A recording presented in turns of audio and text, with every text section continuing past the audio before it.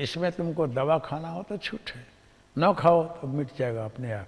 लेकिन आप लोगों को कभी सर दर्द हो, कुछ पेट में तकलीफ हो, कुछ हो तो क्रिया हो रही है इसलिए कुछ दवा नहीं खाना, ऐसा मत करना। दवा की छूट है।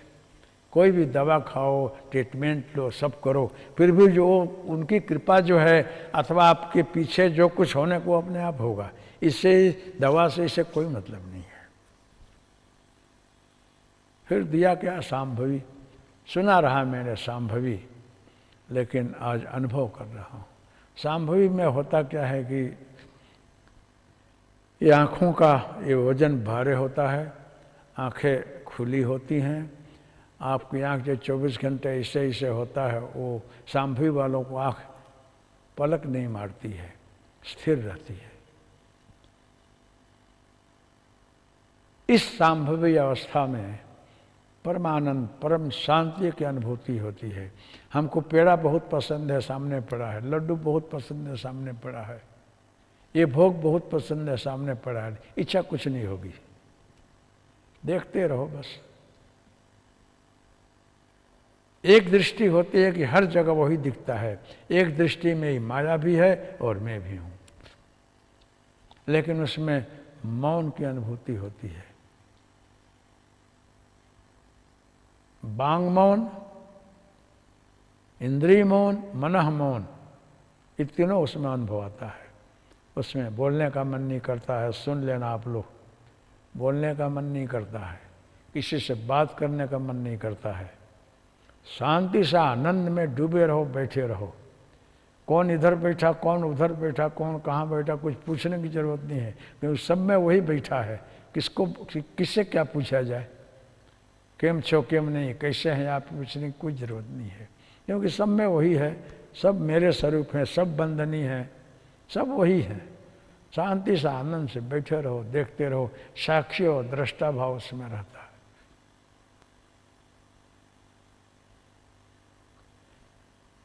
उसमें क्या होता है, कैसे होता है, ये खबर नहीं, कोई नहीं जानता है। सद्गुरु की कृपा होती है तो यहाँ से कोई भी शक्ति उठ करके यहाँ आती है भ्रमर गुफा में, और यहाँ आकर उसका मिलन होता है शिव शक्ति का। उसमें ही शांभवी है। शांभवी का मतलब है शिवावस्था, सिद्धावस्था, शिव का स्वरूप। ये स्थिति होती है। आंखें खुली रहेंगी, पलक नहीं पड़ेगा, ऐसे कैसे रहती हैं वो। अंतर्लक्षम बहिर्दृष्टिर निमेषोन्मेष वर्जिता ऐसा सा शांभवी मुद्रा सर्वशास्त्रेषु गोपिता। सबको नहीं मिलता है, किसी पर कृपा हो तो मिल जाए। रामकृष्ण परमहंस जी रहे, रमण महर्षि जी रहे, ऐसे अन्य भी बहुत संत हुए हैं, लेकिन इससे भी ऊंची है सहज अवस्था। शांभवी से भी ऊंची है सहज अवस्था। शांभवी वाले व्यक्ति को आप देख करके पहचान भी जाओ कि ये कोई सिद्ध पुरुष है, महान पुरुष है, लेकिन सहज योगी को जानना बहुत मुश्किल है। सहज योगी नॉर्मल साधारण व्यक्ति की तरह से रहेंगे, फिर भी अंतर्मुख रहेंगे, बड़ी मस्ती में रहेंगे। तो सहज ध्यान का मतलब है कि मात्र आप अपने गुरु इष्ट का स्मरण करके शांति से बैठ जाओ। हरिओम तस्य जय गुरुदत्त, हरिओम तस्य जय गुरुदत्त, हरिओम तस्य जय गुरुदत्त, हरिओम तस्य जय गुरुदत्त, हरिओम तस्य जय गुरुदत्त, हरिओम तस्य जय गुरुदत्त। इसे 5, 10 मिनट, 20 मिनट, 15 मिनट कि 1 घंटा बोलो, थको तब तक बोल करके बैठ जाओ, कुछ मत बोलना। फिर हरिओम तस्य जो है, इसमें सिद्ध समर्थ सिद्धों महापुरुषों गुरु का आशीर्वाद है। इस भयंकर कलिकाल में सदगुरु ने क्या समझ कर इसको दिया है कि सबको लाभ मिले, लेकिन किसी को लाभ लेना आता नहीं है। किसी को हीरे का पहचान ही नहीं आता है, पारख ही नहीं है, कोई परख नहीं सकता है। सब लोग अलग अलग जगह हाथ डालकर ढूंढ रहे हैं। हरिओम तस्य जय गुरुदत्त प्योर हीरा है। इसमें कोई संप्रदाय नहीं है, इसमें कोई पंथ नहीं है, इसमें कोई जाति नहीं है, इसमें कोई वार नहीं है, इसमें कोई बंधन नहीं है। हिंदू हो, मुस्लिम हो, क्रिश्चियन हो, पारसी हो, सिख हो, वर्ल्ड का कोई भी संप्रदाय का मानवी क्यों न हो, वो जो चाहेगा, जिसका स्मरण करेगा, जो सोचेगा वो अनुभूति होती है इसमें। इस मंत्र को करके आप खाली ध्यान में बैठो, न श्वास फूलाओ न श्वास लो, सहज में बैठे रहो। सहज योगी को, सहज योग में न योग होता है, न प्राणायाम होता है, न मुद्रा होती है, न क्रिया होती है, कोई क्रियाकलाप की जरूरत नहीं होती है और उसको अपने आप ध्यान लगता है। अपने आप ध्यान क्या लगता है? मस्ती आ जाती है, उसके अंदर लगता है कि मैं ये 5 तत्व का शरीर नहीं हूँ, मैं प्रकृति नहीं हूँ, मैं तत्व नहीं हूँ, मैं नाम रूप रहित एक शुद्ध बुद्ध आत्मा हूँ। ऐसा उसको अंदर से ज्ञान खिलने लगता है, अंदर कोई बोध देता है अथवा सहज में उसको समझ में आने लगता है।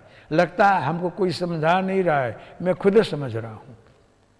गुरुस्तु मौनम व्याख्यानम शिष्यस्तु छिन्न संशय। मौन मौन में सदगुरु की शक्ति जो है, उनकी कृपा जो है, वो मौन मौन में अंदर जो है व्यक्ति को बोध देती है और उसको परम शांति लगता है। अगर आप ध्यान में बैठे हो, न सहज में कुछ क्रियाएं होने लगे तो समझना कि उनकी कृपा से हो रहा है और जरूरी होगा सो हुआ। क्रिया न होती हो तो समझना कि जरूरत नहीं है, इसलिए हमको नहीं हो रहा है। वो तो 3 लोग का वैद्य है, डॉक्टर है, सबको एक ट्रीटमेंट नहीं होता है। किसी को इंजेक्शन दिया जाता है, किसी को गोली खिलाई जाती है, किसी को प्रवाही पिलाया जाता है, किसी को खाली कुछ नहीं किया जाता है। जैसा दर्द वैसी दवा। इसलिए उनको अनुभव हुआ, हमको नहीं हुआ, ऐसा मत सोचना। उनको भगवान दिखे, मैं रह गया, ऐसा मत सोचना। ऊपर गए, वो हिल रहे हैं, वो बैठ रहे हैं, होने दो। तुम उसमें शंका मत रखो, तुम शरणागत भाव रखो। शरणागति में नाम स्मरण करके बैठ जाओ और बैठते से तुम कल्पना करो, भावना रखो। इस सही कल्पना है कि तुम स्थूल शरीर नहीं हो,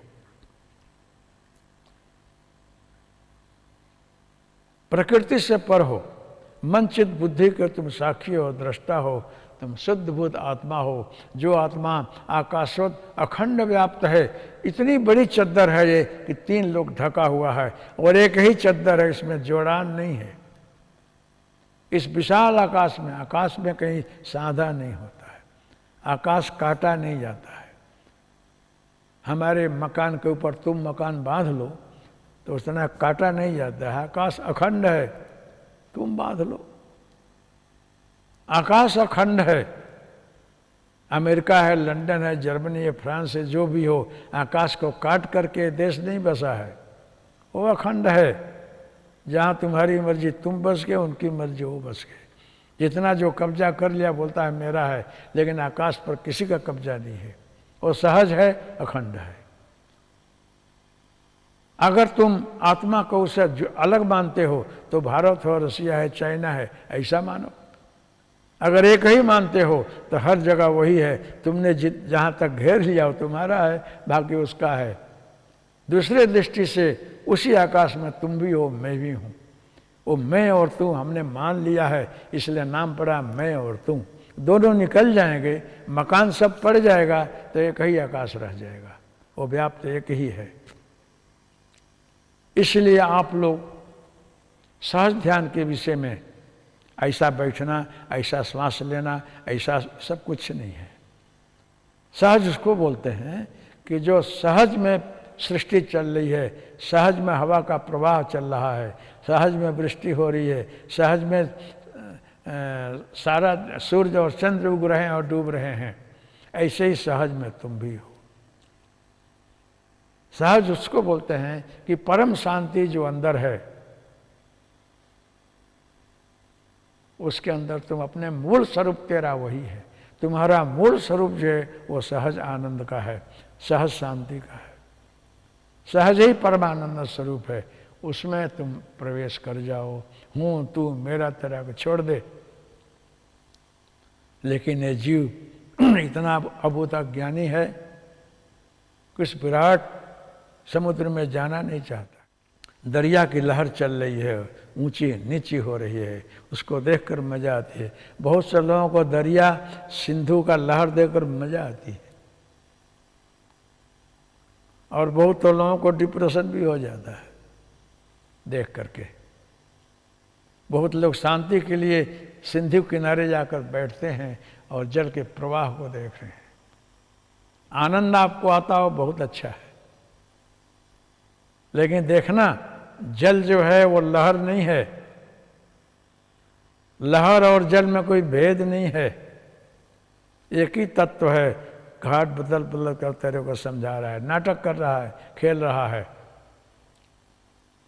मेरी भाषा में इस 3 लोक 14 भुवन सारा ब्रह्मांड दरिया है, सिंधु है, उसमें एक जीव बैठा हुआ है, कर्म की कश्ती में बैठा है, और केवटिया सदगुरु है, पतवार हाँक करके तेरे को ले जा रहा है।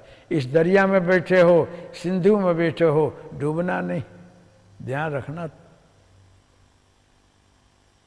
केवट से मिले रहना, केवटिया से मिले रहना, कबीर ने लिखा है। कुछ लेना न देना, मगन रहना, ऐसा भजन लिखा है। तो सहज ध्यान का मतलब है ये योगा है। योगा को किया जाता है कि शरीर शुद्ध हो, इसके आवरण है, बात पित्त कफ की शुद्धि हो, तुम स्वस्थ शरीर से रहो, चल फिर सको, काम कर सको, माइंड से फ्री हो, और जब खुश रहो फिर सहज ध्यान में बैठो। तो शरीर को सहज में सारे बात पित्त कफ की शुद्धि के लिए, शरीर की स्वस्थता के लिए हठ योग करना चाहिए। राजयोग में भी करना चाहिए, लेकिन राजयोग हठ योग से ऊपर जो है सहज योग है। जहाँ कोई क्रियाकलाप नहीं है, वहाँ प्राणायाम नहीं है, वहाँ कोई चक्र नहीं है, वहाँ भेदन नहीं है, कुछ नहीं है, शांति से बैठे हो। चाहे सोए रहो, बैठे रहो, कहीं भी रहो, अपने स्वरूप में मस्त रहो। आकाश न सोता है, न जगता है, न दौड़ता है, न भागता है।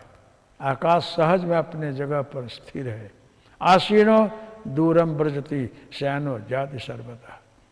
आकाश अपने स्थिति में है। भगवान विष्णु साकार में भी है, निराकार में भी है। जब गजग्राह के युद्ध में पुराण में आता है कि भगवान छोड़ करके खाना दौड़े, तो आकाश दौड़ता नहीं है, वो तो वहीं प्रकट होकर काम कर लेता है। लेकिन आपको समझाने के लिए दौड़ा भागा हमको बोलना ही पड़े, आप समझोगे नहीं। भगवान कहीं आता जाता नहीं है, वो कहीं भी प्रकट हो जाता है, वो ब्रह्मज्योनि से प्रकट हो जाता है। तो इस सृष्टि में कोई भी आकार आएगा तो एक तो मातृयोनि से, एक ब्रह्मयोनि से, कुछ मुझसे ही प्रकट होता है। इसलिए सदगुरु की जब कृपा होती है तो दुर्लभा सहज अवस्था। सहज अवस्था बहुत दुर्लभ है। सहज ध्यान इतना सरल नहीं है। पढ़ करके लिख करके तुम समझना चाहोगे, सहज ध्यान समझ में नहीं आएगा, क्यों? उसमें कुछ होने कोई नहीं है। सहज ध्यान में, सहज ध्यान की स्थिति आती है तो कुछ करने को होता ही नहीं है। सहज राज योगी सब क्रियाकलाप से पर हो करके अपने मस्ती में साक्षी और दृष्टा भाव में मस्त रहता है। वो क्या करना है, सहज में सब हो रहा है। पतंग उड़ रहे हैं, पक्षी उड़ रही है, जहाज जा रही है, सब कुछ पत्ते धूल आकाश में सब उड़ रहे हैं। आकाश अपने सहज में सबको देख रहा है, अपने मस्ती में स्थिर है। वहाँ हूँ नहीं है, आकाश है ही नहीं है, हूँ नहीं है, तू नहीं है, कुछ नहीं है। परम आनंद है, परम शांति है। सदगुरु बोलते हैं, इसीलिए मैंने जो कुछ हमको समझ में आया वो हरिओम तस्य जय गुरुदत्त करने से, चाहे कोई भी हो, नारी हो पुरुष हो, कोई भी किसी नाती जाति वर्ण संप्रदाय को क्यों न हो, वो सहज आनंद उसको अनुभव होगा। जो चाहेगा वही उसको दिया जाएगा, बाद में उससे भी ऊंचा उठा करके उसको सहज में ले जाया जाएगा।